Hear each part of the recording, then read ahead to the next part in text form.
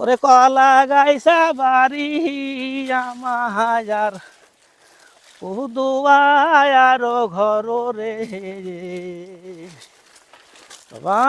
জানি এখন আর তেমন একটা চোখে পড়ে না গরু দিয়ে হাল চাষের দৃশ্য। প্রতিটি গৃহস্থ পরিবারে ছিল হাল চাষ উপযোগী গরু, লাঙল, জোয়াল ও মই। এগুলো ছাড়া কোনো গৃহস্থ পরিবার পরিকল্পনাই করা যেত না। ভোরবেলা গৃহস্থ গরু, লাঙল, জোয়াল নিয়ে হাল চাষ করতে মাঠে বেরিয়ে পড়তো। অনেকেই অন্যের ক্ষেতে গরু দিয়ে হাল চাষ করে জীবিকা নির্বাহ করতেন। আমার বাহারি যায় বন্ধু হায় রে বসতে দিব ও মোরা জলপান করিতে দিব। ছোটবেলা হইতে আমরা দেখতেছি আমার বাপেরা অথবা আমরাও গরুর নাঙল দিয়ে ভুঁই চাষময় করতাম। কোনো বাড়ির 2 ক্যান, কোনো বাড়ির 3 ক্যান, কোনো বাড়ির 4 ক্যান এভাবে নাঙল ছিল।